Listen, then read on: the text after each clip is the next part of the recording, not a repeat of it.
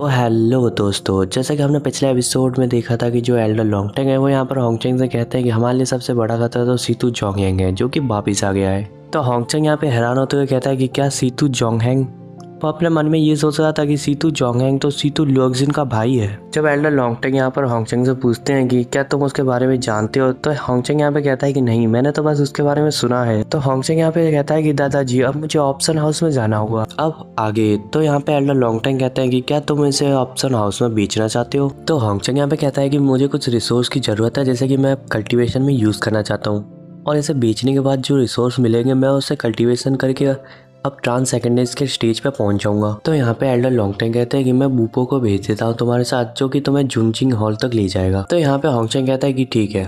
इसके बाद यहाँ पे सीन शिफ्ट होकर हमें सीतू मैनोर मेन हॉल का सीन दिखाया जाता है, जहाँ पे कुछ लोग बैठे होते हैं। तो यहाँ पे एक बंदा कहता है कि हमारे प्यावियों को बहुत बुरी तरीके से मार दिया गया था, तो आपके पास कोई योजना है जिससे कि हम उनसे बदला ले सकें। तो यहाँ पर जो एक और बंदा होता है वो यहाँ पे कहता है कि क्यों ना हम उन पर अटैक कर दे बिना कुछ बताए, इससे कि उसके सारे लोग मर जाएंगे और सबसे ज़्यादा पावरफुल उनमें से सिर्फ होंग लॉन्गटेंग ही है, उसे तो हम देख लेंगे। तो एक और बंदा यहाँ पे कहता है कि नहीं, अभी सीतू फैमिली से बदला लेने का समय नहीं आया है और मैंने पहले ही सीतू जोंगहेंग को ग्रेट डीमन से कहकर वापस बुला लिया है। तभी अचानक वहाँ पे एक और बंदा आ जाता है जो कि यहाँ पे कहता है कि किसी के पीठ पीछे बात करना अच्छी बात नहीं होती है, और वो यहाँ पे ये भी कहता है कि बहुत समय से मुलाकात नहीं हुई है एल्डर। तो यहाँ पर पहला वाला बंदा होता है वो यहाँ पर खड़ा होते हुए कहता है कि क्या अभी भी तुम में हिम्मत है वापिस आने की, हमारे यहाँ पे तुम्हारे जैसा बंदा और कोई नहीं है। तो यहाँ पे जो जोंगहेंग होता है वो यहाँ पे कहता है कि क्या आपको लगता है कि मुझे वापस आना चाहिए था?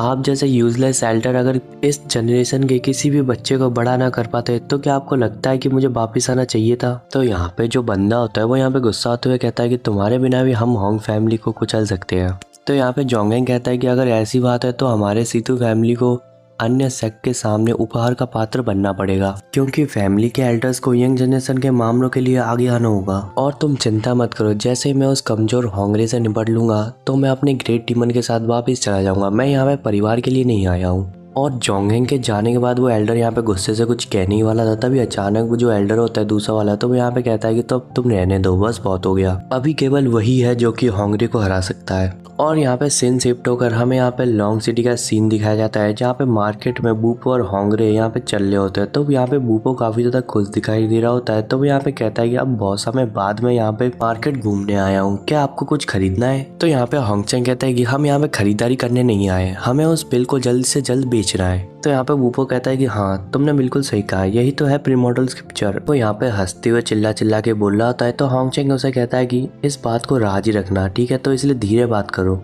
तो यहाँ पे बूपो कहता है कि मुझे माफ करना, मैं बहुत ही ज्यादा एक्साइटेड हो गया था और हम पहले ही जुनचिंग हॉल में पहुंच चुके हैं, तो यहाँ पे हमारी बातें कोई नहीं सुन सकता है। ये है लॉन्ग सिटी का सबसे बड़ा ऑप्शन हाउस। और वो ये सब कुछ कहकर चलते चलते जा ही रहे थे कि तभी अचानक उनके सामने एक लड़की आ जाती है जो कि कहती है कि आप लोगों का यहाँ पे स्वागत है। और जो वो लड़की है वो यहाँ की ओनर होती है। तो यहाँ पे कहती है कि क्या तुम होंग फैमिली से हो और तुम्हारा नाम होंग बूपू है? और आज होंग फैमिली यहाँ पे क्या बेचना चाहती है? क्या वो कोई पुरानी तलवार है या फिर फर्स्ट ग्रेड का ट्रेजर है? तो यहाँ पे जो बूबू होता है वो अपना मुंह बनाते हुए कहता है कि दूसरों को नीचा मत दिखाओ, ये सेकंड ग्रेड का ट्रेजर है। तो वो लड़की यहाँ पे काफी ज्यादा हैरान हो जाती है और वो यहाँ पे कहती है क्या सेकंड ग्रेड का ट्रेजर?